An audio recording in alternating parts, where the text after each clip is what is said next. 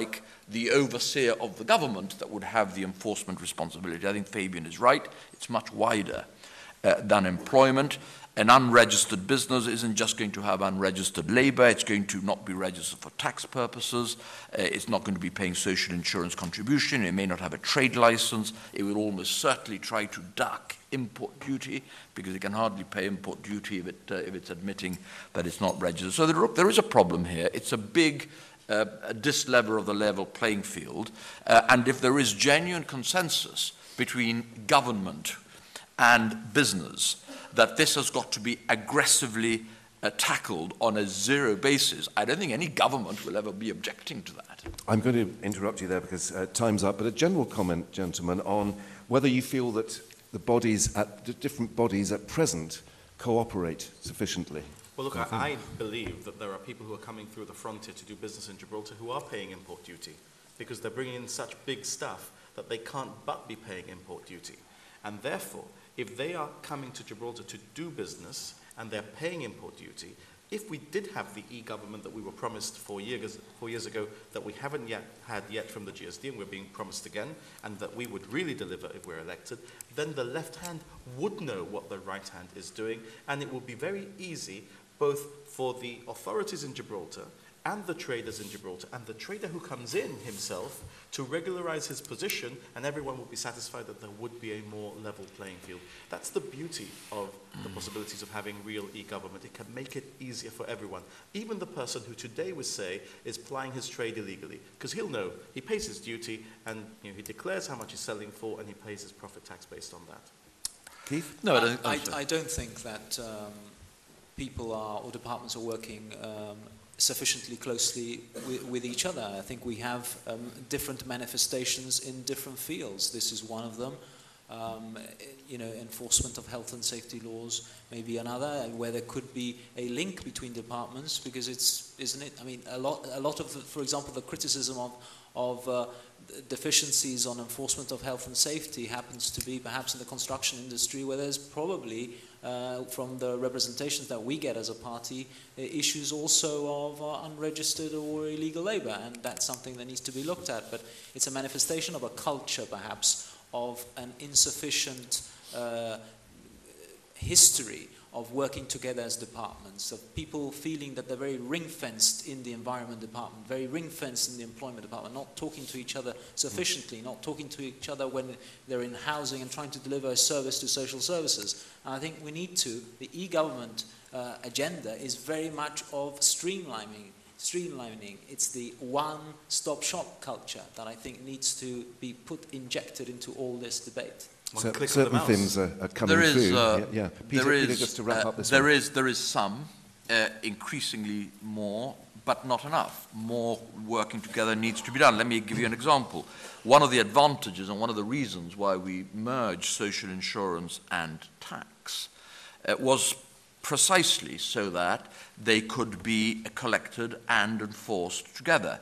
And indeed, the Commissioner of Income Tax now speaks to the employment people to make sure that there isn't a gap there, because what used to be happening before, which is the second area in which there is cooperation, is in arrears collection, which is now centralized in the Treasury, in the Finance Ministry, because what used to be happening before, there was such little coordination that the government would be chasing somebody up for income tax and not for utilities, social insurance contributions, or unpaid rent and unpaid rates.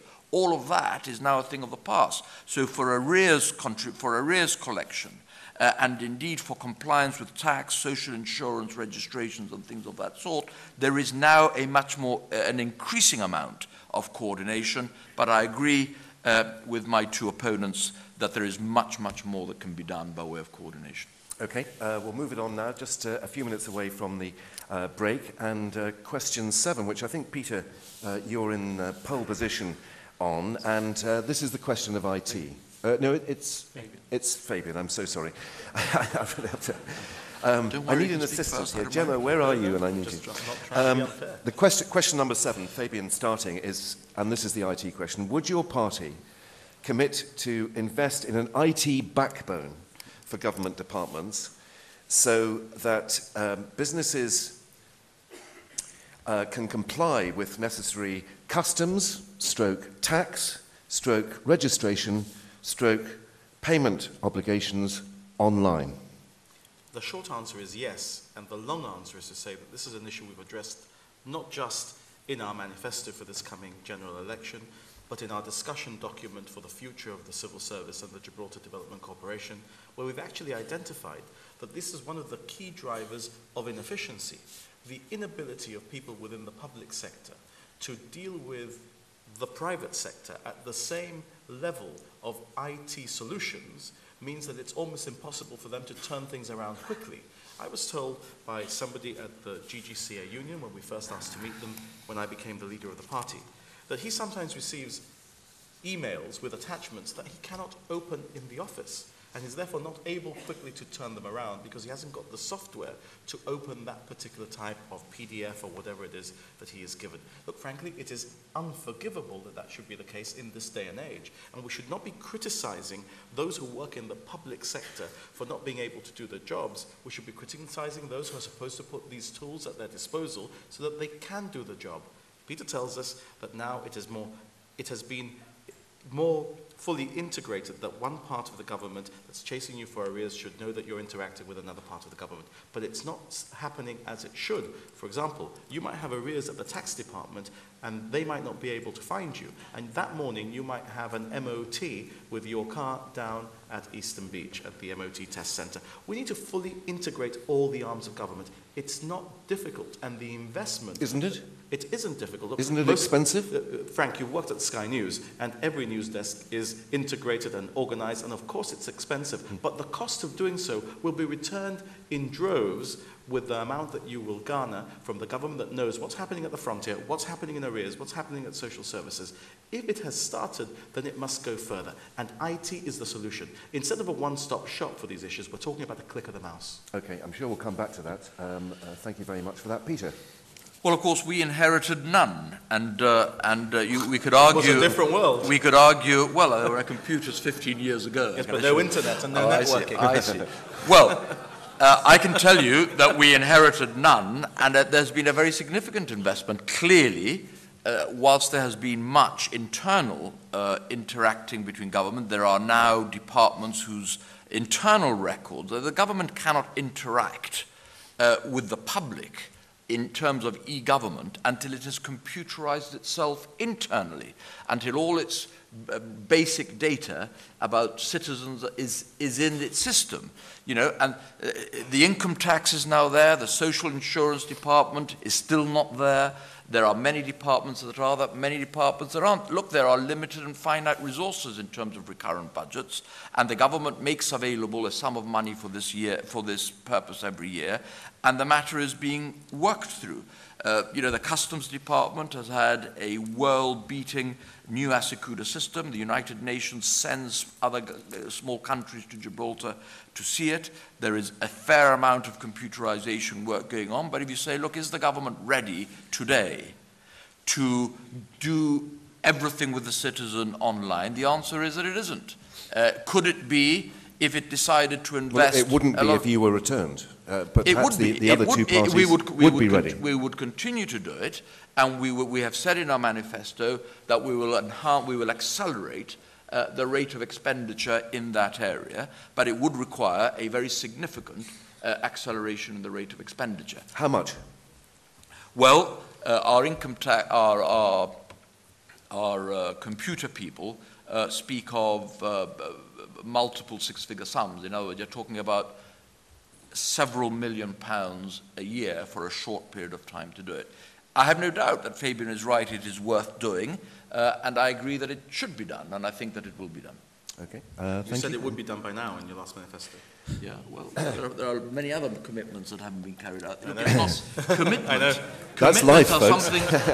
No, but look, Fabian, it gives me the opportunity to say it. I mean, I could fish out the commitments I'm going to interrupt because it would be too easy to... Manifestos are things that you hope to have time to do, and you very often reach the end of a 4-year term and don't have time to do them, and that is true of all parties, in all governments, in all democracies of the world. You see, I don't quite see it that way. We're giving our data commitments. Keith hasn't had a chance to Everything's going to happen weigh in in the on first this. 3 months. I think it's Not quite. I think it is my turn. Gentlemen? And it is certainly true that you don't carry out, unfortunately, all your commitments in the manifesto, but it's when you have a majority of those commitments not being carried out that you're in trouble. And Well, I know of no manifesto I've ever read. That will be a verdict for the people of Gibraltar come election time. Can we stick to the IT backbone, please? I'm trying, Yeah. but there was a question that tended to derail us all. That didn't come from any of us, I think. The IT backbone is something that should be invested in because it will produce better information and services. And those are the key objectives. You know, when you do something in life, when you do something in the public sector, you need to first find out what the objective is. The objective is to deliver information and to deliver better services to people. Look, I can find out what court cases are in the Supreme Court of Bermuda, but I can't find out what court cases are in the Supreme Court of Gibraltar because there's no website. I can find out parliamentary information about pretty much any parliament of the world, but not the information of the parliament that concerns me most, that affects my life, which is the Parliament of Gibraltar. We need to give people access to information to allow them to participate in our democracy. And the IT backbone is precisely, the investment in the IT backbone is crucial in that.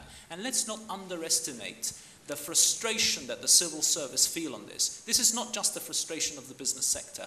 I went to the GGCA yesterday. People are frustrated that they cannot deliver an improvement in services because the government simply doesn't invest enough in the IT backbone. And we would be committed to do so on our e-government agenda, but also with the objective of providing information to people and an improvement of public services. We can all say that we want blue skies and clear summer days every day of our lives. Realistically, where does e-government feature in terms of the order of priorities in your manifesto?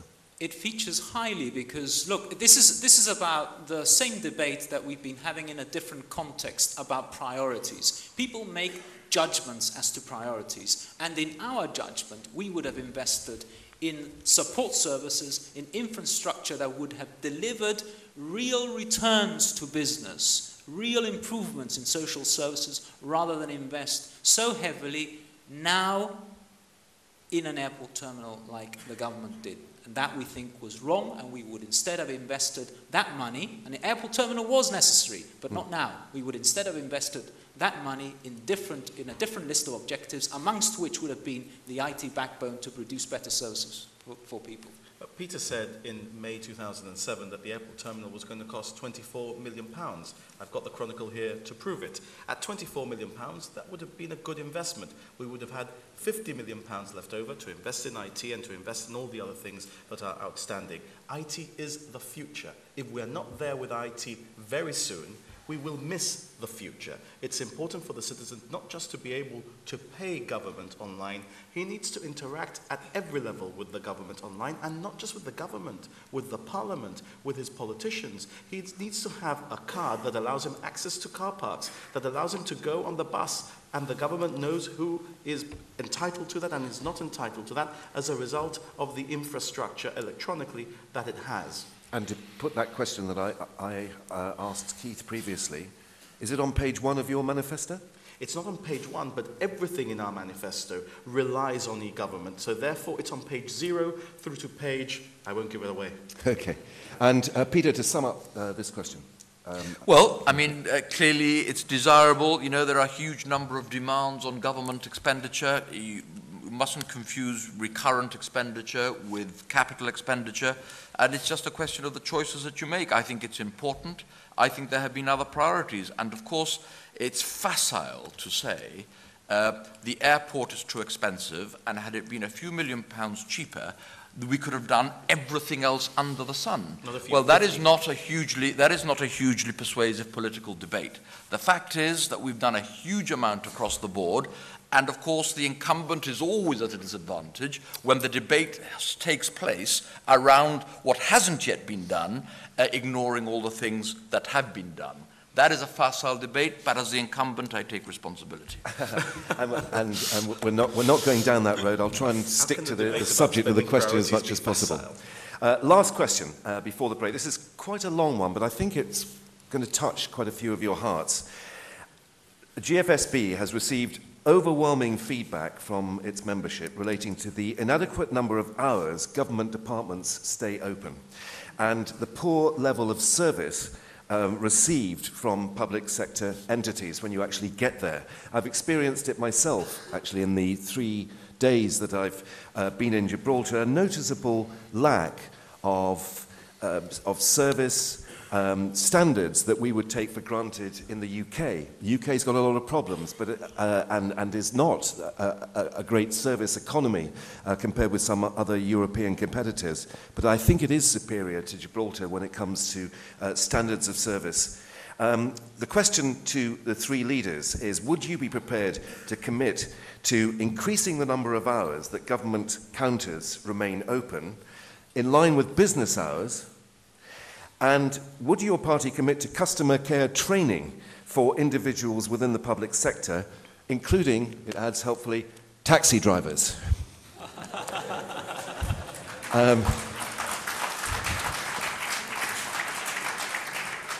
I can't comment. Somebody picked me up from Bland's, and they were very, very polite indeed.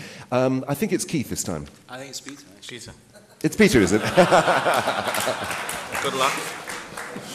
I can think of at least one of my co-interlocutors here that's going to have a difficulty with this question, since he's just finished telling the civil service how wonderful they all are and what a wonderful service they provide. Don't you think they are? In an all things to all men mode. You'll get a moment. Look, I think in the civil service, as in all walks of life, there are good people, there are indifferent people, and there are bad people. It is not right to disqualify or over-eulogize or completely disqualify an entire organization of several thousand people as if everybody was brilliant, which is what you say to them when you're talking to them. No doubt here, but we've all read your manifesto to them. Now that they're not here, and you're talking to a different constituent, no doubt we will be hearing how it's all the minister's fault because the civil servants are all wonderful, and if only they had the latest software to open the attachments on their You've got a minute to answer the question. They would all be much more efficient. They would all be much more efficient than they actually are. Look, there is an issue here, and it takes quite a lot of political courage to touch on it, because there is an ingrained history and culture in Gibraltar about this. I have worked with civil servants for 15.5 years, and I can tell you that there are in the civil service many, many civil servants that work as hard, if not harder, than their private sector counterparts. By the same token, there are some civil servants who do not take the sort of interest that would keep them secure in their employment if they were in the private sector. 10 seconds. And what we've got to do is find a way of getting the civil service to understand that part of the mission is that the private sector should be able, in interacting with them, to be efficient, to be effective, because at the end of the day, it is the taxes paid by the private sector that enables the government to pay the civil servant's salary. I'm sticking We've got to the to rules make the link. Interrupting. Okay, that point was made. I want to have it enlarged here, but I want to remind you of the question. Would you be prepared, if you were returned to power, I haven't a clue who's next, Fabian, to commit to increasing the number of hours that government counters remain open, and possibly in line with business hours, so that business people can actually get to the counter at a convenient time? Keith? The people of Gibraltar want solutions and not bickering, and I think it's quite interesting that Peter and Fabian spent about a minute bickering on that answer before turning to the particular issue to hand. This is why precisely Gibraltar needs a real change and a government that will address the issues and not be so obsessed with each other and putting each other down. It's important, of course, to look at the issue of service and the level of service and counters. And when I spoke to the GGCA, and I don't know what Peter's report of when I spoke to the GGCA was, but we had a broad discussion about improving the service, because This is why I said that don't underestimate how frustrated the civil service is also about trying to improve the service that it provides. And certainly in government, we would be committed, and I said that yesterday to the GDCA, that training and investment in training the public service is not just about a specific training in the Treasury Department or the Tax Department. It's also about training in terms of the service provided to the public, and that includes counter service. We also in the private sector, Frank, and you say about the service that you've enjoyed in the last few hours or days when you've been here, we have an idea to have a school of service excellence in tourism, because we recognize that there is a real deficiency in the service mentality, and it's not just about the public sector, it's also in the private sector, in important areas that should be pillars of our economy. And so we are absolutely committed to looking at that issue very firmly. Thank you for that. The particular anecdote I had in mind was when I returned to my hotel room, the hotel will be nameless, at about 6:30 this evening in order to prepare for this. The room hadn't been made up, but the free lollipops they gave you had been eaten. Sorry, is that the government, is that the civil service's fault as well? No, I'm not blaming you. I'm just we saying. Don't make the beds in hotels. I'm just saying that the level of service could be improved. Discuss. 2 minutes. Well, Frank, I think that it is possible by talking to people to get the best out of them, rather than haranguing them and bullying them. And therefore, the conversations I've been having with the Union of Civil Servants, the GGCA, and with civil servants themselves lead me to believe that with investment in e-government and understanding their views as to the best hours for them to deliver services, it is possible both to improve the service and extend the hours that we provide a service to the public. I think those two can be matched. They are not impossible bridges to build between one issue and another. But of course, you've got to listen to people, you've got to talk to them, and you've got to listen to what they say, not just hear them.